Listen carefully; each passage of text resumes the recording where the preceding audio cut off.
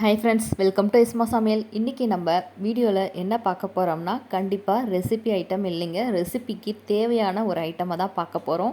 இன்றைக்கி நம்ம ரேஷனில் வாங்குகிற பாம் ஆயிலை எப்படி க்ளீன் பண்ணலாம், அதில் இருக்க எப்படி பித்தத்தன்மையை எடுக்கலாங்கிற ப்ராசஸை இன்றைக்கி நான் உங்களுக்கு ரொம்ப சுலபமான முறையில் சொல்லித்தர போகிறேன்.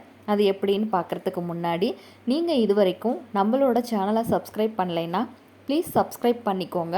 அப்படியே பக்கத்தில் இருக்க பெல் ஐக்கானையும் கிளிக் பண்ணிவிட்டு ஆளுங்கிற ஆப்ஷனையும் கிளிக் பண்ணிடுங்க. அப்போ தான் நாங்கள் போடுற வீடியோஸ் எல்லாமே நோட்டிஃபிகேஷனாக வரும். இப்போ பார்த்தீங்கன்னா பாம் ஆயில் நம்ம ரேஷனில் வாங்குறது எடுத்து வச்சுருக்கேங்க. இதில் எப்படி நஞ்சுத்தன்மை எடுக்கலான்னு பார்க்கலாம். பொதுவாகவே ரேஷனில் வாங்குகிற பாம் ஆயிலை நிறைய பேர் யூஸ் பண்ணுறதே இல்லை. அதில் இருக்க பித்தத்தன்மையை எடுத்துட்டா நம்ம மற்ற ஆயில் போலவே நம்ம இதையும் யூஸ் பண்ணிக்கலாங்க. இதில் இருந்து நம்ம பித்தத்தன்மை எடுக்கிறவோட ப்ராசஸ் கூட ரொம்பவே சுலபமான ப்ராசஸ் தான். கிராமப்புறங்களில் இது வழக்கமாக எல்லாருமே செய்கிறது. ஆனால் டவுன் பக்கத்தில் நிறைய பேத்துக்கு தெரியறதில்ல. அவங்களுக்காக தான் இன்றைக்கி இந்த வீடியோ. பாருங்க, நம்ம இப்போ வடசட்டி எடுத்து வச்சுருக்கோம். இதில் நான் பாமாயிலை பிரித்து ஊற்றுறேன். இப்போ இதோட தன்மை எப்படி இருக்குது பாருங்கள். ரொம்ப திக்காக இருக்குது. கலர் உங்களுக்கு எல்லோயிஷ் கலரில் இருக்குது. அது மட்டும் இல்லாத இது ரொம்ப கெட்டியாக துவஞ்ச மாதிரி இருக்குல்ல. இது இப்போ நம்ம பித்தத்தை எடுத்ததுக்கப்புறம் எப்படி இருக்குன்னு பார்க்கலாம். அதுக்கு நம்ம ஃபஸ்ட்டு ஒரு பெரிய எலுமிச்சைப்பழம் அளவுக்கு புளியை எடுத்து வச்சுருக்கோம்.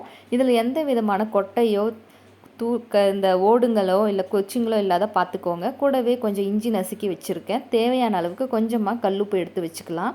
இப்போ புளியை நல்லா தட்டி எடுத்ததுக்கு அப்புறமா கையில் இந்த மாதிரி நல்லா வணக்கி தட்டுற மாதிரி தட்டி விடுங்க. அப்போ தான் நம்ம உள்ளுக்குள்ளே கல்லுப்பையும் இஞ்சியும் போட்டு பால் ஷேப் கொண்டு வரத்துக்கு ஈஸியாக இருக்கும்.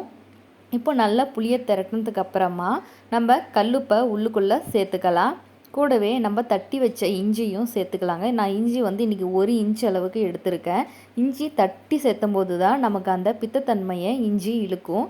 இப்போ நல்லா இதை டைட்டாக பால் பண்ணுங்க. அதாவது புளியில் இருக்க உப்பு வெளியே வரக்கூடாது. அப்படி உப்பு வெளியே வந்துச்சுன்னா அது ஒரு மாதிரி நமக்கு கருக ஆரம்பிக்கும்ல. அதனால் நம்ம உப்பு இஞ்சி கூட நல்லா உள்ளே இருக்கிற மாதிரி நல்லா டைட்டாக பிடிச்சிக்கோங்க. இந்த அளவுக்கு நல்லா ப்ரெஸ் பண்ணி எடுத்துக்கலாம். ஏன்னா இப்போ நம்ம எண்ணெயில் போடும்போது புளி பிரிஞ்சு வரக்கூடாது. அதனால் எந்த அளவுக்கு டைட்டாக இறுக்கமாக பிடிக்க முடியுமோ அந்த அளவுக்கு பிடிச்சிக்கலாம். இப்போ நீங்கள் இதுக்குள்ளே நம்ம இஞ்சி வச்சுருக்கோம். இஞ்சி நீங்கள் தனியாக கூட போடலாம். இல்லை இஞ்சிக்கு பதிலாக நீங்கள் வரமிளகாயும் கூட போட்டுக்கலாங்க. ரெண்டுமே பித்தத்தன்மை எடுக்கக்கூடியது தான். இப்போ நம்ம எடுத்து வச்ச பாலை மிதமான சூட்டில் இருக்கும்போதே சேர்த்துக்கலாம். இப்போது நம்ம சேர்த்துனதுக்கு அப்புறமா புளி பார்த்திங்கன்னா கொஞ்சம் கொஞ்சமாக சின்ன சின்ன பபுள்ஸாக வர ஆரம்பிக்குது பாருங்கள். இப்போ இது கொஞ்ச நேரம் அப்படியே நம்ம மீடியம் ஃப்ளேம்லேயே வச்சுட்டு விட்டுறலாம். புளியை நம்ம எல்லா பக்கமுமே சுற்றி விடு பாருங்கள். ஏன்னா நமக்கு புளியும் கூட ஒரே பக்கமாக இருந்ததுன்னா ஒரு பக்கமாக கருக்கும். அது மட்டும் இல்லாத எல்லா பக்கமும் நம்ம ஸ்ப்ரெட் பண்ணி விடும்போது எல்லா ஆயிலும் சீக்கிரமாகவே நமக்கு நஞ்சுத்தன்மையை போக்கிடும். இப்போ பாருங்கள், புளி நமக்கு எண்ணெய் காய காய பபுள்ஸ் நிறையா வர ஆரம்பிக்குது. பபுள்ஸ் நல்லா ஃபுல்லாக அடங்கி வர வரைக்கும் நம்ம புளியை உள்ளுக்குள்ளே வச்சுருக்கணும். ரொம்பவும் காய தேவையில்லை. நமக்கு புளி நல்லா டார்க்காக கருத்து வந்துடும். நான் போட்டதே கருப்பு புளி தான். எப்படி உங்களுக்கு கருப்பு கண்டுபிடிப்பேன்னு பார்க்குறீங்களா? பாருங்கள், இந்த மாதிரி தான். நம்ம எந்த கலரில் புதுசாக போடுற வெள்ளை புளியாக இருந்தாலும் சரி, நல்லா கருப்பு புளியாக இருந்தாலும் சரிங்க, இந்த மாதிரி கலர் நல்லா மாறி உங்களுக்கு வர்றது நல்லாவே தெரியும்.